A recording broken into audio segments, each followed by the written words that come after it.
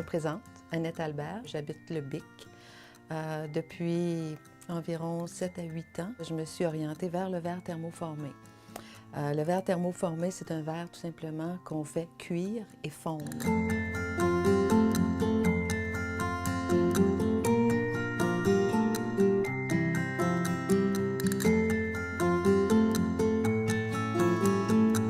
Je fais un peu de bijoux, un peu d'objets utilitaires, mais depuis un an, j'oriente surtout ma démarche sur l'objet artistique, tout en continuant à faire certains objets. Donc aujourd'hui, ce que je propose, en fait, c'est une intégration de ce que je veux faire le plus, c'est-à-dire faire un objet décoratif, mais qui soit aussi utilitaire.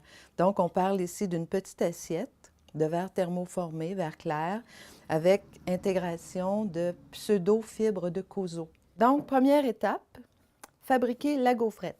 Alors, la gaufrette, je vais avoir besoin d'une gaufrette rouge, noire, un petit peu de verre et un petit peu d'ambre. Laissez-moi voir. Tiens, butterscotch. Pour une assiette, c'est parfait. Butterscotch. Donc, je prends le noir pour débuter. Je travaille sur une plaque.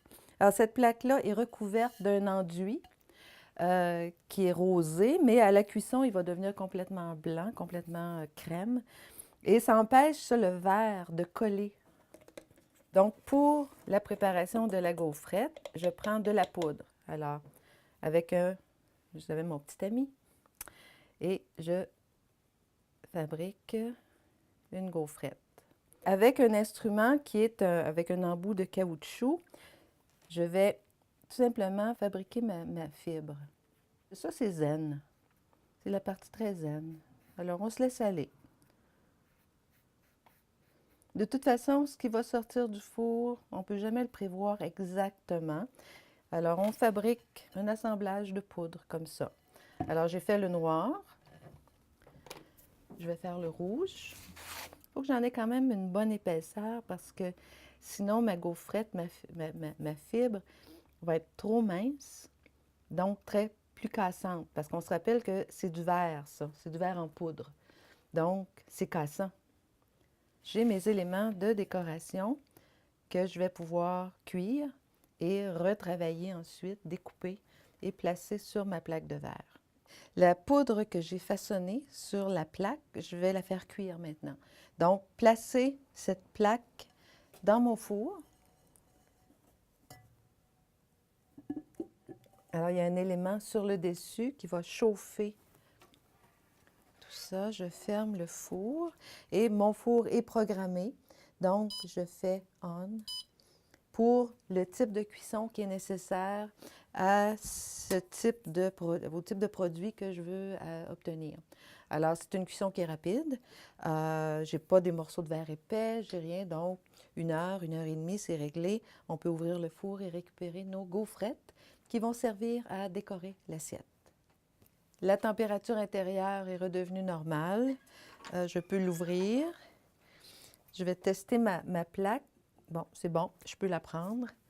Donc, on va voir le produit final, nos petites gaufrettes qui sont cuites, donc prêtes à utiliser. Mes gaufrettes de verre colorées qui vont servir de motif sur mon assiette sont prêtes. L'autre étape, réaliser en fait le carré de l'assiette. Alors, j'ai toujours, ici j'ai du verre clair.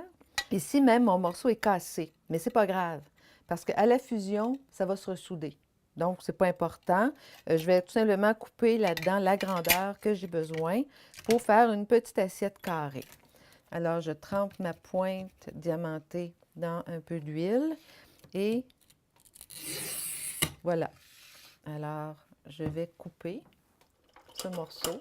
J'ai un outil qui me sert à faire des belles coupes. Voilà. Alors, j'ai un premier morceau qui servira à faire mon assiette. Et comme le verre n'aime pas les épaisseurs de moins de 6 mm, je dois mettre 2 couches de verre de 3 mm.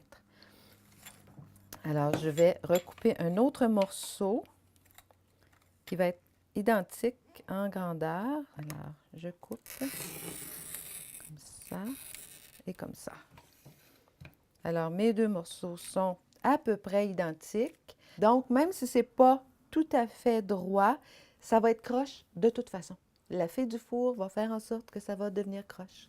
Alors, ça va faire un bord qui est un petit peu gondolé. Alors, c'est pas grave si mes morceaux ne sont pas identiques en taille. Une fois que tout est bien propre, je dois assembler ce qui sera éventuellement mon assiette. Donc, je place mes deux morceaux de verre superposés comme ça et je prends mes petites gaufrettes pour créer le motif que je veux faire sur l'assiette. Là, ça, c'est le fun. C'est la partie artistique de l'affaire. Il n'y a aucune technique, il n'y a aucun manuel qui dit comment bien faire. C'est l'inspiration et on verra au bout du compte qu'est-ce que ça va donner. Je place mon verre, la couche supérieure sur la couche de base. Et voilà, c'est prêt à cuire. 6 heures plus tard, on a sorti la plaque fusionnée, c'est-à-dire les deux couches de verre clair avec le motif dessus. Et j'ai replacé cette plaque-là sur un moule pour une deuxième cuisson, mais à plus basse température. La première cuisson, on se rappelle, 820 degrés Celsius. La deuxième cuisson sur le moule, 665 degrés Celsius, mais sur une longue période, encore un autre 6 heures, même si la température est moins élevée, tout simplement pour faire en sorte que la plaque de verre tombe à l'intérieur du moule. J'ai mis un moule carré, je vais faire une belle petite assiette qui va servir pour des fromages, des dégustations quelconques. Donc, je souhaite que l'assiette soit belle. J'ouvre le four et voilà. Wow! Bien réussi. Donc, c'est bon, c'est pas trop chaud. Alors, c'est ça, il faut vraiment laisser refroidir le four pour manipuler la pièce. Et là, on voit que les côtés, qui avaient été taillés quand même assez carrés, ont rondi un petit peu. C'est l'effet du moule. On voit une texture en dessous, qui est toujours l'effet Kozo. Et le motif, les gaufrettes, sont fusionnées à l'intérieur du verre. Donc, c'est lisse. Alors, il n'y a pas d'aspérité, rien, ni sur le dessous, ni sur le dessus. Donc, on a une belle petite assiette qui va servir à quelqu'un à manger du fromage. Avec des amis, peut-être. Voilà.